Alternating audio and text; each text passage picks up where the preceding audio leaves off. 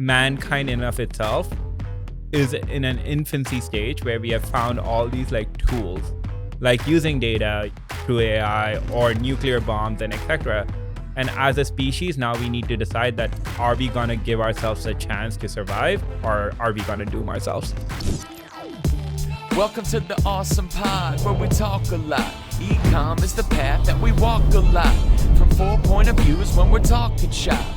Amir from the agency and Jimmy from SAS. John has an Android but give him a pass, cause he's an operator building brands like a carpenter. And that's Brian, he is the marketer. Like I said, this the awesome pod where we talk a lot. E-com is the path that we walk a lot. From 4 point of views when we're talking shop. What is up, everyone? Welcome back to the Awesome Pod, a show about perspective from the eyes of an agency, SaaS, operator, and marketer focused on the D2C, e-commerce, and retail space. All right, dudes, I'm back here. We're ready. We've got a really fun episode. I'm excited about this episode because I don't think anyone in this market really understands AI the way that I think that people need to understand. And I want to dig into this. And I brought in someone, and I'll tell you, we'll introduce him and we'll let you guys know why this guy is probably the best person in this market to talk to about this stuff. And we're going to, we've done our own talking, but honestly, we don't know anything compared to this guy. And I wanted to bring him on the thing. But first, let me go ahead and start by introducing everyone around the room. For those who've never been here, we got John Roman, the Android-loving survival king. What's up, John? This is going to be probably one of the better episodes. Yeah, I hope so. We were chatting a couple weeks ago. Yeah. Kind of getting into AI agents and really talking about it. And there's going to be a lot. I always say there's AI today and what AI is and what AI people want to think that it is and what they want to believe it is. And a lot of people, just like you, we talked on that pod, like they believe a certain thing and it's not true. And it's not true at all. And I only know this because I have really smart people that I know in my life, not just Pujun, but also you and RB. Wait, why are you in this picture? Why'd you agree? I don't know. I paused. I stopped. All right. Gotcha. All right. We've got Amir Grosnich, formerly known as the Prince of Bosnia, now the president of Bosnia, we've called him now. Mayor of Motivation. What's up, Amir? How you doing? I'm great. I got to accidentally, I'm so grateful for it, take a long walk with Pujun yesterday and Alan as we were walking to Commerce Roundtable. And I'm so excited for the spot. It is incredible. And then we got Brian McDonald, the second funniest dude on LinkedIn. You formerly known as the funniest guy on LinkedIn. Yeah. Curtis Masco this morning earlier.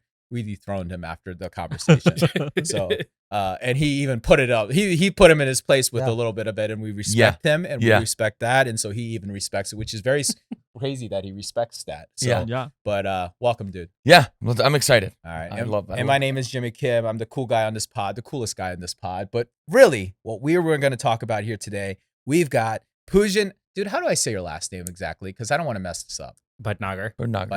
Yeah. Okay, got it. But Yeah. Pujun Bhatnagar, a seasoned AI engineer turned entrepreneur who's redefining the least glamorous, but most important and critical part of business in business sales tax. But before we even get into any of that stuff, I want to talk about Pujun's background because we were talking about this earlier. I'm going to let you explain who you are and talk about this stuff. But you were Meta's first AI or machine learning engineer. There's a big story behind it. So please tell us about that.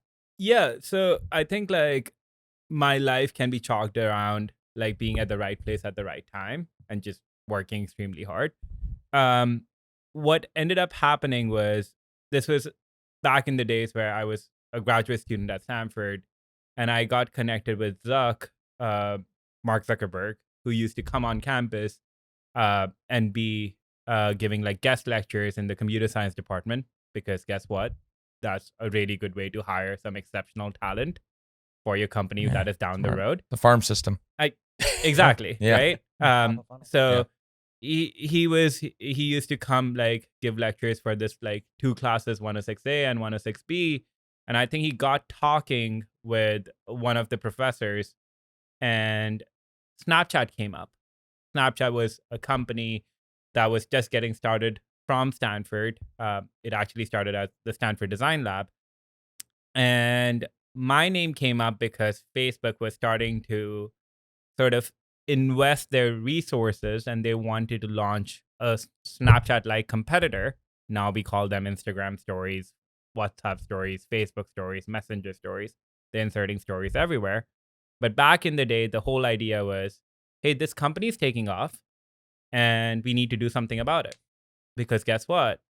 All the kids and all the cool kids in their 20s were using Snapchat to communicate. So I think my professor, who's a mentor of mine, and Zuck were talking, and my professor brought it up. Oh, if you're looking into machine learning and AI for this, you got to talk with Pujun. So I distinctly remember like going on a walk around the campus and we just having a chat. I knew of Mark Zuckerberg, but had not personally interacted with him. So we walked around, and Stanford has an open container policy, which is one of the reasons why I decided to get my graduate degree there, to be very blunt. Love that. I was choosing between Stanford and Harvard in Massachusetts, and also I think MIT. And when I looked at the climate, I was like, I'll be very depressed. Yeah, tough. I had to make similar decisions. Yeah, so we don't keep going, but I completely agree so far. Yeah. So I just needed the sun, and we were catching up on beer, and he was like, "Yeah, tell me about your background." I told him that some stereotypes are true. I'm good with numbers. I'm good at coding, and like had the privilege of like doing some really awesome stuff at my undergrad institute at Georgia Tech and what I was working on. And he was like, I want you to come in and help us get this started at Facebook. And I was like, okay, I did not think that this was like an interview or whatnot. This was like 10 minutes and I had beer in my hand and I thought we were just like chatting up. And then he asked me how much money I was making at Stanford and put a couple of zeros in front of it as the sign-on bonus and was like, hey, why don't you just give it a shot? And I was like, sure, but I'm an immigrant. I'm on a visa. How do we do this? So for the first couple of years, I was just doing research projects for them. And yeah, that's how the story began. And really saw Facebook's sort of rise in the space. By the time I left Facebook, which was like nearly 9 years later at like August 2021, I think our team was ranking 30 billion requests a day. Holy Because cow. that is the number of times people open Instagram alone. And every time you open, you have to re-rank the entire stories tray. And we were optimizing for watch time, time spent, ads, essentially everything that makes money, right? Because if you think about it, Facebook is two pillars. You want people to engage with the content because the more engagement it is, the more people are interested in seeing each other's like connections. And then it's ads that makes money. So how do you balance that? So I was working on figuring out the mathematics behind it. Yeah. Sales tax stress, let Kintsugi slide. AI in your pocket, now enjoy the ride. 9 hours saved, that's time back and play. No tax guy needed, AI clears the way. Errors cut deep, not with this plan. 98.3%, my man. Click once, integrate, white glove, you'll see. Mention awesome, get 3 months for free. Sales tax headaches? Kintsugi AI turns tax chaos into something beautiful. The smart AI monitors, files, and optimizes your sales taxes automatically, saving customers 9 hours monthly while cutting errors by 98.3%. No expensive tax guy needed here. One-click integrations and white glove support. Mention awesome for 3 months free at trykintsugi.com.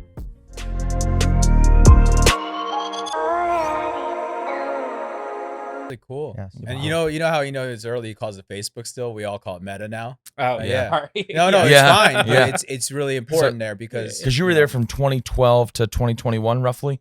I would say that like I think got involved roughly around that time period. Yeah. My LinkedIn says that I got involved in 2016 for official purposes. So Oh, I'll yeah. just Okay. say that. Gotcha. Yeah. Gotcha. cool. And then today he's the founder and CEO of Kintsugi, an AI-powered platform that promises to save businesses from sales tax in 7 clicks and 3 minutes, helping brands automate registrations, filings, and notices and all that stuff. And I think Brian and John are both customers of the platform, and you guys have switched away from the legacy side of things. But dude, first of all, we had Harvard like a couple weeks ago. Now we got Harvard, Stanford. Like we're getting to And the ranks MIT. and MIT. Oh, yeah. So over here, so can't forget about don't forget MIT. So dude, Yeah. we're growing up, guys. Yeah. We're growing up. We're talking about ourselves now because we're so proud that we've Yeah. got such smart people around us. I didn't graduate college, so like I look back and I'm like, I got nothing, dudes. I got high school diploma over here. So. I took ballroom dancing in college. Went full credit course. Nice. Yeah. Dude, I want to start with the early days because I want to talk. Me too, by the way. You did? Yeah. Get out of town. Yeah. At MIT, at Stanford? Yeah, I did bachata as well as like ballroom dancing 1, 2, and 3.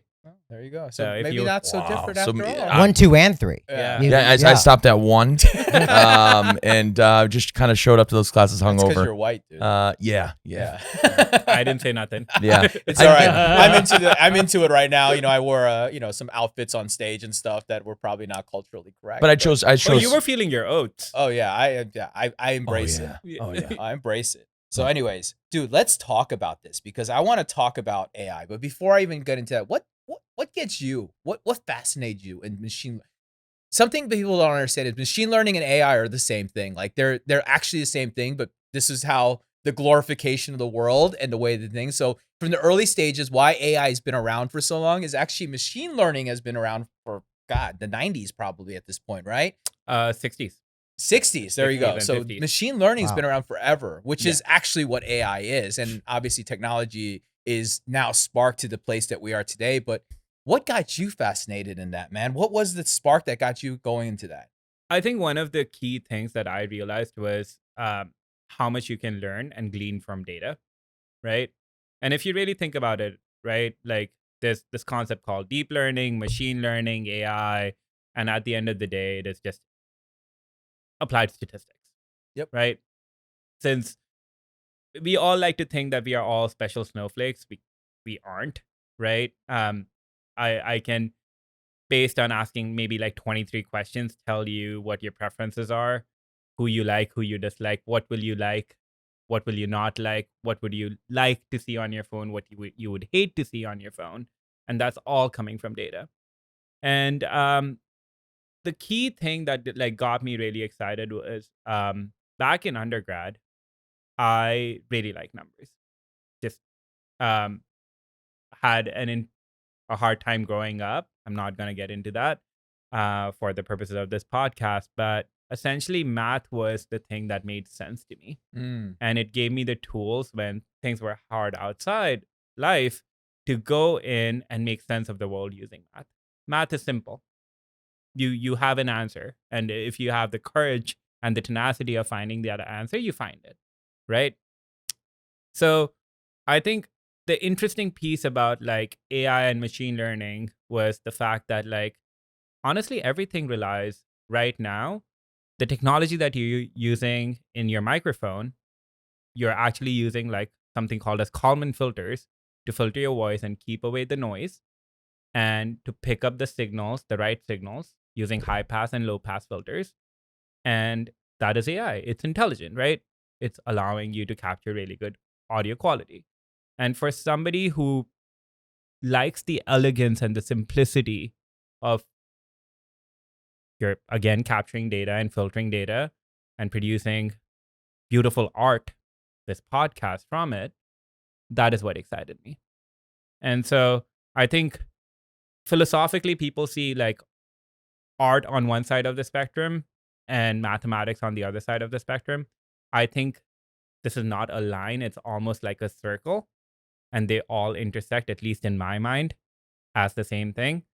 And one of the key things that like I think is often not talked about is all the advances that have happened in AI that we feel like, you know, the chat GPT coming out and everything. We think that we reinvented some math and we reinvented some science. Yes, we did.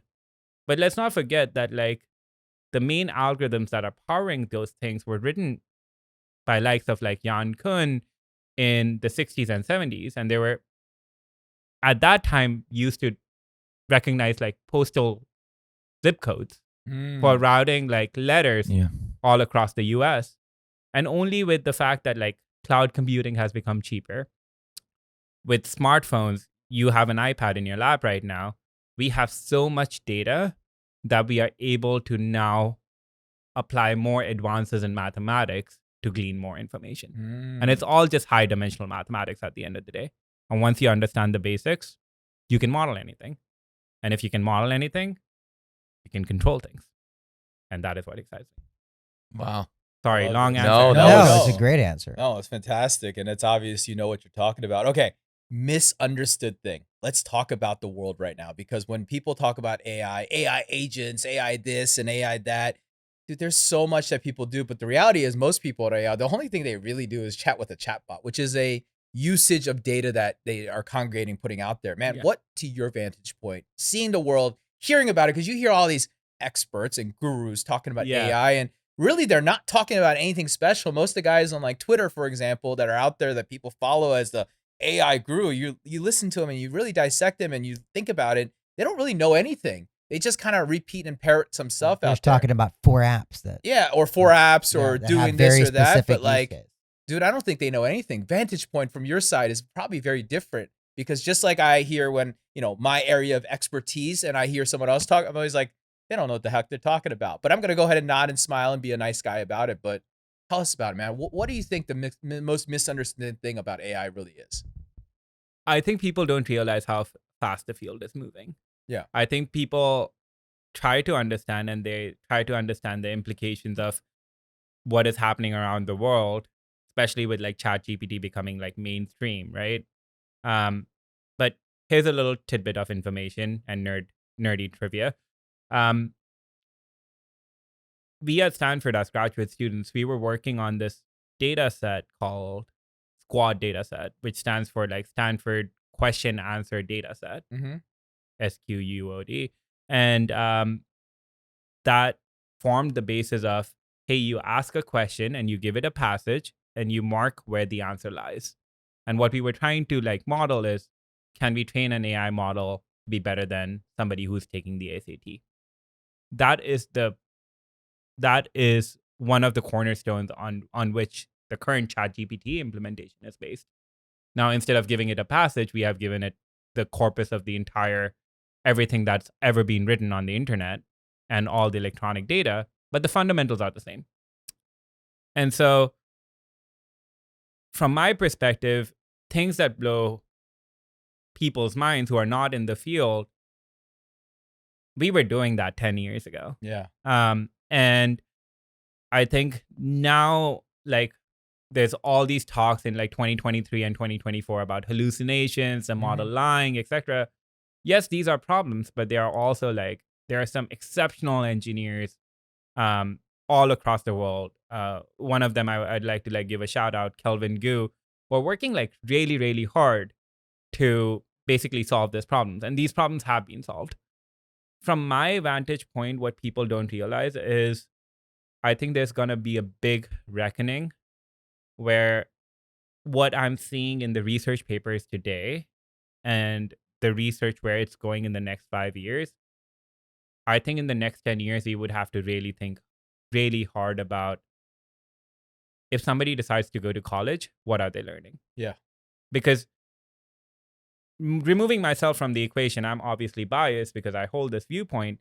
If I were to ask each one of you, do you think that GPT-5, can they replace somebody who has a bachelor's degree and do the same kind of research for you? Would your answer be yes or no? It'd be yes. Yes. Yeah. Yeah? Yeah. Yeah. So if that was the research that like was commercialized, and that research was done in 2013, 2014 and was commercialized right now, we have not been sitting on our hands ever since. Yeah. So I feel like some people take the whole Terminator kind of analogy of like, oh my God, humanity is doomed. There's still jury out there to figure that piece out. I think that's more of a policy decision rather than a tech decision. Tech is already there. Yeah. Just Boston Dynamics. Like go look at that. But that's a real concern. Yeah. Yeah, and on the policy decision, but you're talking multiple countries with multiple points of view. Yeah. Like I am from that it's in the back of my mind. Oh, 1000%. And Yeah. it should be, because if you really think about it and you look at some of these law proceedings, people who are making the laws don't even understand how computers and mobile phones work. So We've seen the videos. They Yeah. don't, which is Mhm. scary. yeah. But I think definitely in the next 3 to 5 years, what we are going to see is a lot of the work that was previously done by people in the back office would be automated. You can call it algorithms, you can call it math, you can call it whatever fresh coat of paint you want to put it, would be automated. And so we as a society need to start thinking about, if this is Industrial Revolution 2.0, how do we support people who are going to get affected? Yeah. And I don't think people think about that a lot. Yo, OmniSyn is back with some new swag. AI is now in the mix, yeah, you heard that. Smarter and better, let AI decide. Personalize every line, take your brand worldwide. How about 24/7 support? MJ of basketball, but emails to sports. So sit back, relax, watch the magic unfold. Let the folks at OmniSyn get your story told. Tired of staring at blank pages? OmniSend AI doesn't hit you with writer's block. Their new AI writes your emails, personalizes content, and builds customer segments instantly. Just whisper who it's for, and AI figures out the rest. Join 125,000 users already winning with OmniSend's email, SMS, and push notifications. Backed by 24/7 amazing support, visit omnisend.com today. Okay, I want to kind of ask two questions here. Yeah. Let's not go as far as Terminators, and Yeah. let's talk about actually the reason I'm leaning on this question. We had a deep conversation yesterday as we were walking. We're talking about social media. Yep. And social media had this great intention, and I think it has done some great things. But it had dire consequences on the newer generations. Without going to the Terminators, like what are the things maybe like people need to think about that might be consequences of commercializing of AI over the next 5 to 10 years in your perspective? I mean, there's a concept of like, what can we do with AI? I mean, anything and everything that we can do with data.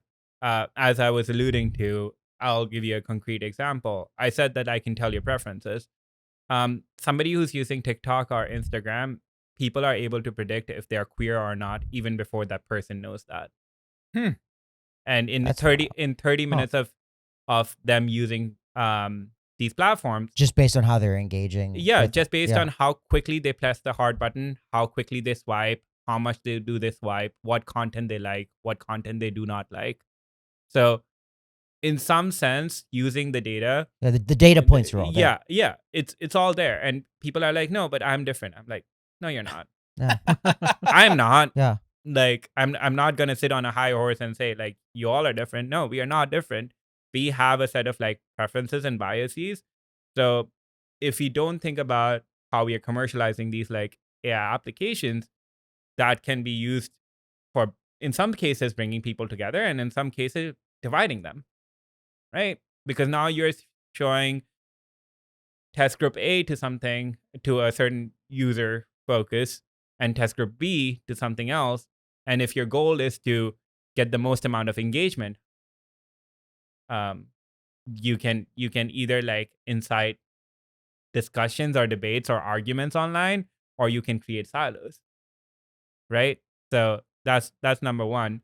Number two, I think there was a question behind the question of what would be the impact behind like all these things that we are doing to gather all this data, Yeah. by putting this in the hands of people. I feel like statistically I can say people have shorter like spans of attention as a result. Like, how many folks, how many friends or people or loved ones that you know that actually read books? I know this guy reads books. Yeah, my mother-in-law. I only know probably one. Yeah. No, My but it's wife going is- down because Yeah. of that. Yeah, Yeah. it definitely Yeah. is going down because of that. It's also like the cognitive behavior is going down. Like, I was like catching up with my English teacher, and she was like, I am actually worried that people's writing standards are going into the because everyone's using ChatGPT to form arguments. Yeah. So people are no longer using pen and paper to write Right. things. And again, like I think I'm a certified nerd, so I read like 80 books a year. And I still use pen and paper, but part of the reason why I do that is so that I don't lose that ability of like, Yeah. hands on keyboard, always typing. Yes, it's more efficient. Yes, I have a faster typing speed. But you know what happens when you use a pen and paper? You're forced to first like imagine what you're writing. Yeah. And you're supposed to take like a breath, and when you write it, you retain that more. Interesting. No, it's a great point. So it's technology, right? There's the pros and cons. Always. Great example. Go back 15 years ago. So, you're driving around, you had maps, Yeah. and then MapQuest where you could print it out. But think about both of those examples. After you got to the destination, you took stuff into your brain and memorized certain ways to go. Now you're just using your phone or the GPS. Yeah, to no one knows where to go. I don't know how to go somewhere because why would I So true. need to know when I can just ask the computer to You're to right. take me? I It's don't know where to scary. go places. No. If my phone or my GPS doesn't tell me. Yeah, but it's the same thing. It's just different versions of it. It's if you're not writing and you're just typing, you're losing. Yeah. And I don't want to paint this in a wrong way. Like any technology, right?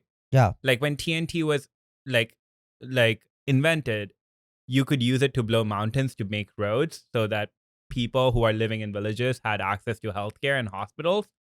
Or You could also blow up people. Yeah. Yeah. So I think we need to sort of like take a step back and sort of discern the technology is technology. And it can be used for good things or bad things. But under a capitalistic society, like if we are only focused on doing what is the best for shareholders, are we doing a service or a disservice to the people who are actually consuming it? Probably the latter. Wow. Dude, what was that movie we saw in Dallas? I made us watch it. The Electrolytes movie. I Yeah. don't remember. I can't remember.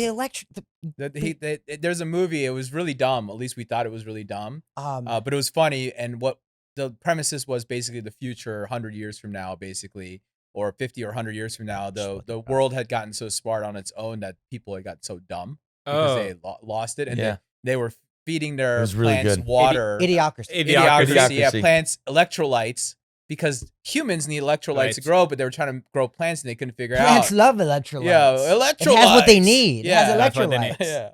Yeah. Idiocracy is a movie that my co-founder and I, his name is Jeff, but I call him Gibby, trying to make that happen. But Gibby and I joke about it's actually a documentary, and that movie was so ahead of its times. Yeah.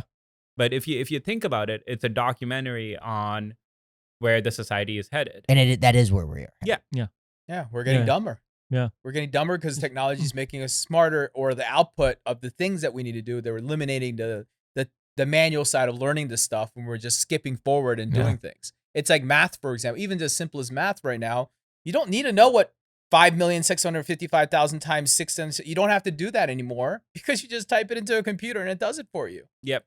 And that will make you not as smart. Yeah. It's kind of crazy if you think about it. And God, that'd be crazy when we're Yeah, like so pretty much 90 years old. We're going to be talking about it on a pod and be like, remember that movie, Idiocracy? They told us. Yeah. So I think the conclusion here is society's doomed. Yeah. Yeah. Is that where we're doomsday, going yeah. with this?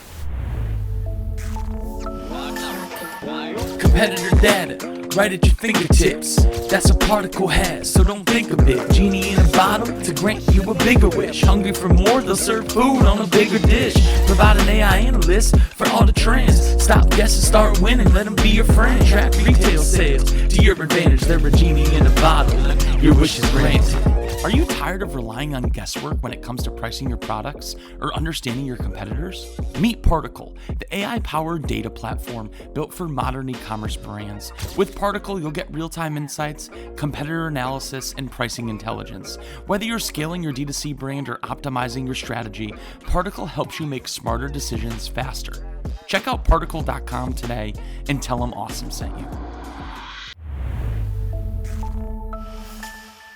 I think what I would say is I'm still a little bit hopeful. Sure. I'm not trying to contradict you here. But what I would say is I think mankind in of itself is in an infancy stage where we have found all these like tools, like using data through AI Sure. or nuclear bombs and etc. And as a species, now we need to decide that are we going to give ourselves a chance to survive or are we going to doom ourselves? Yeah. And one of the reasons why critical thinking is even more important now more than ever, and this is an example that I learned from somebody when I was actually like my early days of Facebook. And this is a question I pose to you all. When people think of Facebook, people think that they as users are the consumers of Facebook. That's one way of thinking about it. But when you're working at Facebook, who do you think is the consumer of Facebook? Facebook. Facebook. I would say Yeah. the Facebook, the real people, the real clients of Are Facebook. the advertisers. There you go. It's all about revenue. Yeah, It's because all about it's data shareholder points. value. Yeah. So it's all about advertisers. So the real users of Facebook are not the people. Right. And there are like tens of millions of people like who are always participating on Facebook for messaging to sharing their like life online, etc. Yeah.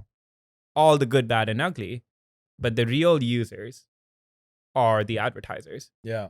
So what we are producing, and I'm not like harping on only Facebook, I'm just saying I think it requires a certain amount of like critical thinking to be like, oh, I'm an input as a data field that allows this company to do better at targeting because that is how they make money. Ultimately, it all comes down to what are the intrinsic motivations? How does somebody make money? And if you are able to rationalize that, I think you're already like leagues ahead of other people. Yeah. Huh. Wow. The uber majority. So, the term AGI has been thrown around everywhere, right? Yep. And it's we're not there by far, I don't think. Maybe we are, I don't know. But I have an answer for that. okay. But yeah. I want to know about that. But Yeah. I always hear these things and everyone wants to see the future and they want to push, they want to be cutting edge or bleeding edge Yep. or leading edge or whatever you want to call it. Yep. But like the reality is like we're not there. I don't think we are. Do you see that in the future pretty closely? Do you 5 see it years. far? 5 years. So you're still saying 5 years because Sam Altman said like, oh, we'll get it out this year or We're saying whatever. 5 years on AGI. So to let's the break- point where it's actually useful. So Okay. let's break this down. Yeah. When we say AGI, what do we mean? Basically, someone that does someone or something that does the thing that you want it to do and handles it from end to end, right? So when you define end to end, when you say someone that does something and handles it end to end, if you're talking about tasks on a computer, Yeah. right?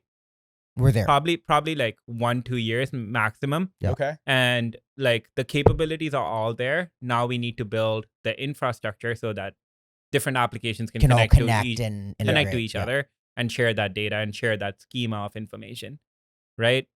If you're saying, hey, we do not have robots right now, like in the Jetsons who are sitting in a kitchen cooking a meal for us, yes, we aren't there. But that's also because we have not put the same information that we have given to ChatGPT into a robot yet. Companies are actively doing that. And now it again comes back to the policy of like, do we want to allow for that? Do we want our life to turn into a Black Mirror episode? Right? Because you really have to think about like really hard, what is the optimization function that the robot is optimizing? Go through this journey with me. Let's say like there's a robot standing here that is optimizing, hey, I need to cook food for Jimmy. He's on a podcast. He's going to be hungry. I need to cook food. And now let's say like your pet comes in the way. But the only optimization function is I need to cook food for Jimmy. Yeah. So for that robot, it can harm the pet, potentially even kill the pet. Now let's replace the pet and let's say if it's like somebody who's your loved one who's Yeah. coming in. It's just in the way. So Wow. Never it- thought about it. yeah, if you think about it from that perspective, Yeah. I'll give you another example of something that really opened my eyes to it. You remember, like in 2016, there was this match between the the Go champion Yes. and Google Brain's like algorithm. Yep. You might have noticed that Google's algorithm was just outputting, hey, where should I move this piece next to? Yep. But there was no robot who was sitting and moving that piece. Do you know why that was the case? No. So I remember like sitting at Tressiter watching that match, and this was over like 5 days or 5 different matches. And I asked that question, and like a buddy of mine turned around and they were like, oh, that was easily a policy decision. We didn't want to spook the general public of showing that actually a robot is sitting with a brain with wires coming out of their Yeah. head and moving a Actually piece physically moving it. because that would cause mass hysteria. Right? It would. Yeah. It would, right? So what is the message that companies are trying to deliver and how they are delivering it versus what is happening in R&D is very different. Sure. Boston Dynamics, you think like you can't give that robot an internet connection and be like, hey, go query ChatGPT? Yeah. Every smartphone and their mother are trying to do that right now. So wait. So basically, I just heard something. Yeah. The internet, the Wi-Fi, the connection. Yeah. That's actually really powerful. That's going to be the fundamental essential to ensure that this happens across anywhere and everywhere, right? For now, yes. For now. But we have also developed models that work offline. Okay. So Yeah, like, because you can pull a model down on a local computer. yeah, Yeah. that's the have entire your own like instance. Apple's like hypothesis, right? Privacy is important. Yeah. We are going to train all these models and we are going to deploy it on your laptop or on your machine so that if you are not connected to internet, they can still work. So cool. So that's why I say like next 5 years. Yeah. When I say next 5 years, I think we are going to solve all the key components for however people define AGI as. It's a moving target. Yeah. So what does AGI officially stand for? It's artificial generated intelligence, right? General intelligence. General intelligence. General intelligence. Okay. Back in the 80s, there was a test, I think 70s or 80s, don't quote me on this. There was a test called the Turing test. It basically said, hey, this guy, I believe his name was Shannon, he came up with this test that if you and I are sitting in 2 different rooms and you ask me questions and I'm able to answer them properly, and you're not able to tell if I'm a human or if I'm a machine, that means, and if it was actually a machine on the other side, that means that machine has achieved AGI. Okay. So that was the litmus test. Yeah. And we solved, and machines were able to pass the Turing test, I think 2 or 3 years ago. Okay. So And that's the point. That's also an inflection point. When that occurs, that's when the growth and exponential yeah, advancement. but yeah, I think like the advancement happened because we found ways and cheap compute to basically we are going to feed the entire corpus of the internet, the Yeah. entire entirety of everything that has been written. Right? And you know, like who has the most amount of resources written online? Guess what? Computer scientists and programmers, because they Sure. write everything Sure. online. Right? So now there's an arms race of like, hey, let's digitize everything that has been written and actually provide it to this algorithm. So with that being said, and talking about computing, does quantum computing change this drastically? It depends. And the generic answer is yes. Sure. The devil lies in specifics because there are Okay. very different ways of achieving different kinds of quantum computing. Right. Right? Quantum computing is already here. It allows been us to here. do. Yeah, it has Yeah. been here. But it allows you to run certain algorithms really, really fast. What the Googles and IBMs and everyone in the quantum world are trying to figure out is now how can we run any algorithm, not just some, but any algorithm really, really quickly. Yeah. Right? So I think that's an independent piece of like speed. Sure. But for me, as somebody who lives and breathes data and math and the science and the statistics behind it, the principles are there. Yeah. Why do you think now like AI is learning ancient Egyptian language and it's helping people Yeah. like understand what was written on the pyramids faster than any human being could? Yeah. Because you're giving it so many trillion data points. Yeah. Yeah, I heard about things where there's processing biomarkers of humans and being able to identify like genes, like cancer things and different things that are coming up really fast now. And that's what's given all these new technologies the ability to scan your body today Yep. and give you all these data points to tell you like how you might die in like 10 years because you've got this issue, that issue, that issue. And that And then- also is going to make humans live longer because you can get ahead of this stuff. Yeah, but then it'll also be a policy decision Yeah. on what will they actually do It and is, give and us this in a is where capitalistic governments and different society. things come into place. Can they cure cancer, or do they not want to cure cancer? There's no policy decision here. You don't think? Are you serious? No, are you kidding me? You Yes. can't afford to have a policy decision. I think you 100% can. Big pharma? Are you serious? No. Look at it this way, and maybe you can push back on Yeah. me With lobbying and our leaders that don't even know how smartphones work? So here's the difference. AI is the greatest weapon, I think, or what is going to build and bring to humanity to date. The previous greatest weapons to humanity are nuclear, or weapons of mass destruction. Okay. People that are called the black market, however you want to say, have replicated weapons of mass destruction, moved it, and it's a physical item across borders. We're talking about a meta space where you don't have to move things. So you're going to have good and bad agents, just like you mentioned earlier. Yeah. The thing is, can the good agents always be greater than the bad agent? And if you put a policy in place, the bad agent is always going to perform the good agent. Here's where I'll push back. I think you can write intelligent policies that actually allow you to do that research, that allows you to actually like force the good research and the most advanced research to always win. And an example of that I would share with you is one of the things that people worry about is we do encryption, right? Jimmy is sitting here on his iPad. He's going to type his password. Even if I have access to all the Wi-Fi data points, etc., there's this equation called Diffie-Hellman equation that encrypts his password, passes on the internet. But even if I have access to every data point, every bit of information that's leaving his iPad, I still cannot. I can scrape it. Okay. I can scrape the encoded version, but I cannot decode it. Okay. Now, with quantum computing, that decoding, right now, with traditional decoding, unless I have the secret key, it would take me the lifetime of the universe to decode it. Okay.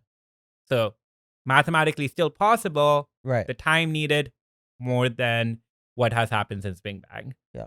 With quantum computing, that would be in a matter of seconds. Right. But we already have some of the smartest people who build that come up with algorithms that would still be very strong when quantum computing is here. But then coming back to the policy decision, it's a policy decision where our country and our world can push for saying, hey, now we need to adopt a new policy standard, right?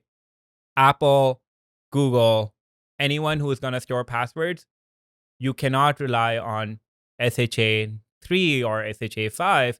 You need to move to this new protocol. Yes, it's going to cost you a bunch of money. I don't give a Go do it. Yeah. Right? So I think number one comes from the education and understanding that this is not whether or not AI is going to disrupt. It is going to disrupt. Yeah. Period. Like, let's just accept that.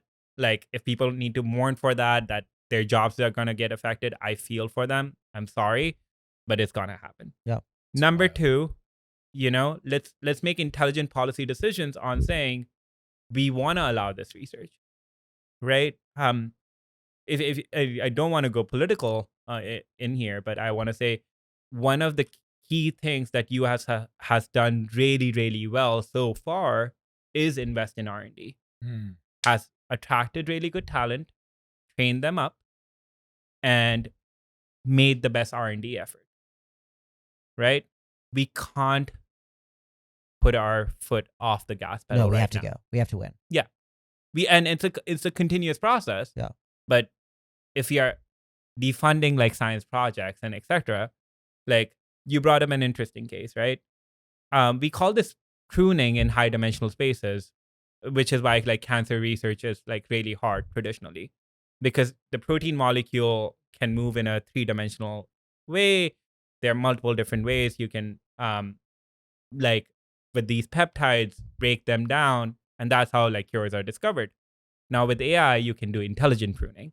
As a result, drug discovery for different kinds of cancer would be exponentially faster. But we still need the goddamn money to be able to do it, right? Yeah. We still Yeah. need the researchers. Yeah. Right. Science does not happen if I go to the sand and bury my Right. head in the sand and Yeah, say, Brian and I give us the technology. We're not going to know how to use it. with enough time, you will. Yeah, but right? but yeah, to your point, yeah. Yeah. it's a good point. So I think there are classes of people who would be like, okay, AI has figured it out. Now it's time for us to relax. And there are other groups of people who are like, okay, AI has figured this out. It has basically turned me into a cyborg. Now I need to run faster, more long distance, but I need to go.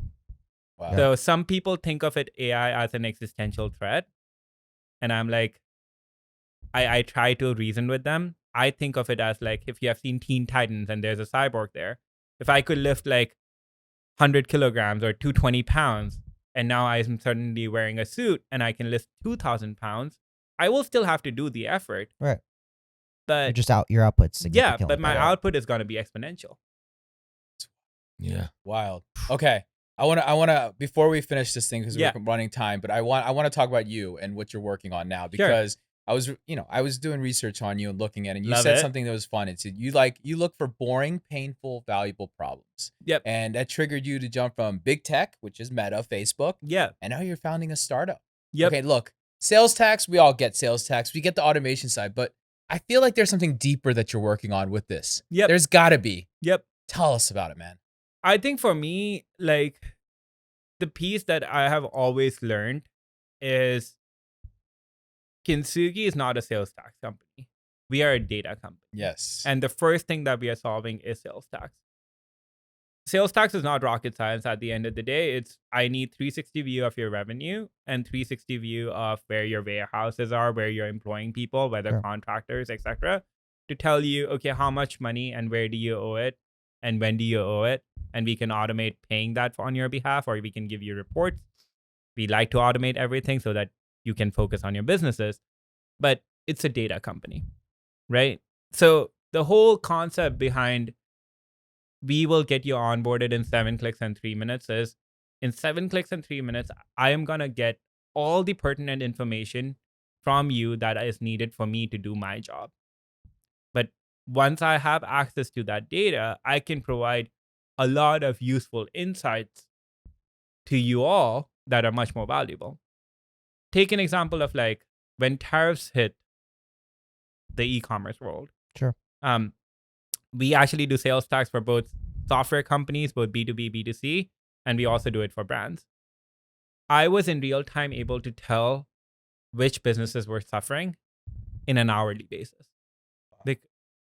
Before the owner knew what was happening. Yeah.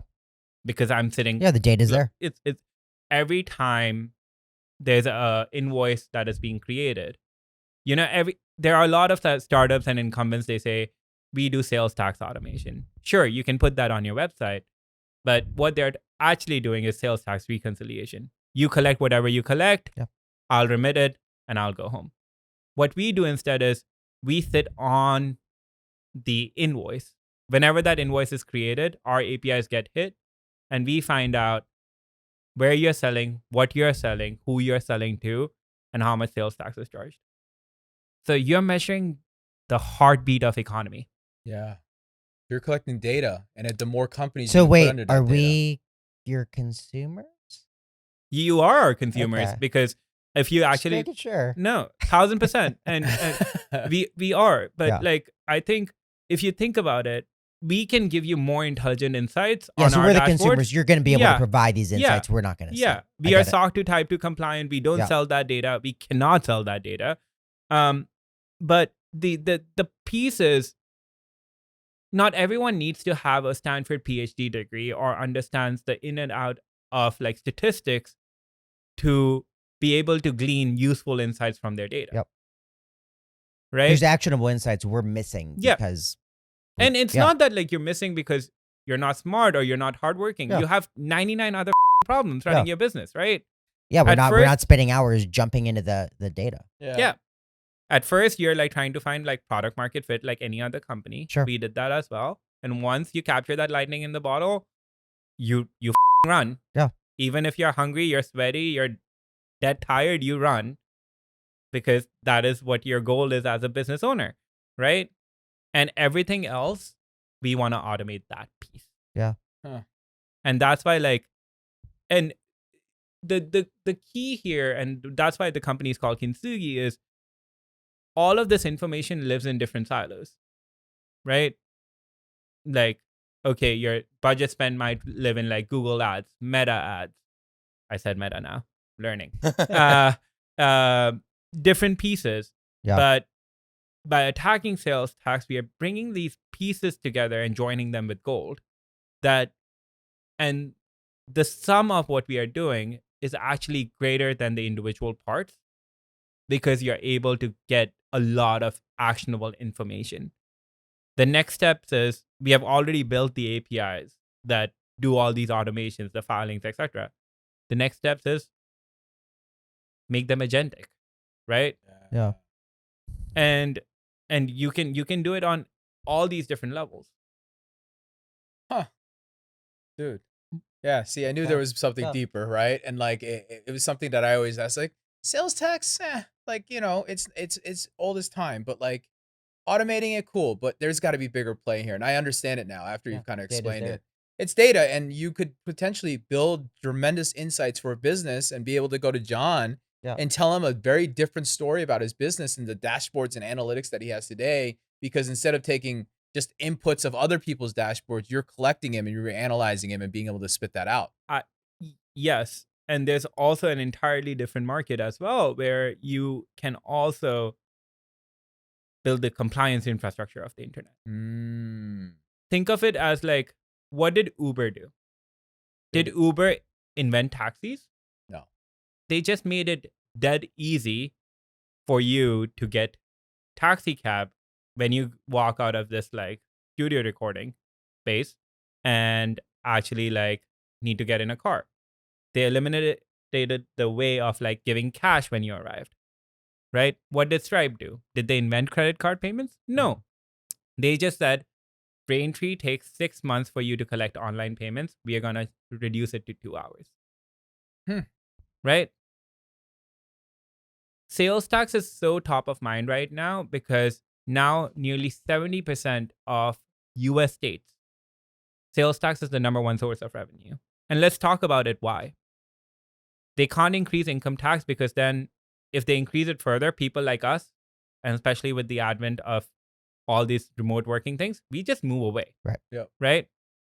California has seen this problem. I Right? went to Texas. There you go. Right? Primary driver, probably you don't want to deal with California like state tax, right? Yeah. Number two, you can't charge more on property tax because if you do, you get voted out. Yeah. Right? High correlation between people who pay property tax who are homeowners and people who are active voters. Yes, that's the way it is. So how do you tax properly, which helps you support and build infrastructure, the roads, the libraries, the swimming pools that our kids enjoy? You tax consumption. Yeah. Right? Yeah. And because I don't care how much money Jimmy makes, if he's not participating in society, let him keep all his money. Yeah. But if he is, he should pay his fair share so that we can actually build the roads because he's using them, right? Makes sense. I think it's a fair way of taxation, right? So who is going to build the infrastructure that supports all that? And that is Kintsugi. Wow. Dude, I love it, dude. yeah. That was No, such that a was great. great Yeah, this is pod good. so far, dude. Pujun, Thank you, dude. Yeah. This was Yeah, thank you so wonderful. much. Awesome. Yeah. Dude, knew this I was gonna learned be a good so one. much. You don't even understand how much I learned. And this stuff is like so top of mind to me just because as someone who really wants to understand what the future looks like. Yeah. You know, there's so much misinformation in this market too at the same time. And it's always important for me to have really great place. And this pod allows us to do this a lot of times. And fortunately, we're able to link up and get this thing together. But course. Do we all agree Terminator's what, 10 years? Yeah. Yeah. Okay. John, Making John's sure. a survival guy. So, Yeah. I mean, that's hey, we need more knives, buddy. yeah. I There, don't- there, there haven't been a lot of pods where you would hear a pin drop Yeah. because everyone's just so focused with what you were sharing. So Yeah. it's pretty awesome. Why? And I think the audience is going to as well. Yeah, Yeah. they're gonna People love are this gonna enjoy because this is one. really something, especially in this market where we operate and talk. No Yeah. one's actually had a great one. I heard one 2 days ago or 3 days ago from another pod, and I would listen. I was like, dude, I know that's BS because you don't really know. You know what I mean? And I don't want to be mean about it, but it's like you don't know because you're just telling me surface level stuff. It's the same stuff that I hear repeated on the internet, and I know that's not the right answer. Yeah. And then now I feel like I've got some clarity. So Dude, this was good. A, Thank you. first of all, Pujun, we thank you too. You're a proud sponsor of our pod, so we thank you for that. Of course. Brian and John are both customers of yours, which is even better. So if you're listening to this and you're looking at your sales tax needs, you need to go look at Kintsugi. That's my shameless plug here Well, today. It's not really shameless. That's Yeah, a proud no, it's a real plug, plug, actually. When yeah. you Proud came in, plug. I said so I had posted about them yesterday. Yeah. Yeah. And someone was like, Yeah, I there's have a the legacy same platform that is doing reconciliation. You should go to the future tech Yeah. because these guys are going to be future proof versus the guys who are going to probably phase out and become legacy, just like everything else. And Yep. these guys are building the 2.0 in the world or even the 3.0 in this world. And this is where we should be going. So for John Roman, Brian, Amer, myself, thank you guys for listening, tuning in. We'll be back next week. Make sure you like, subscribe, and follow. We'll see you soon.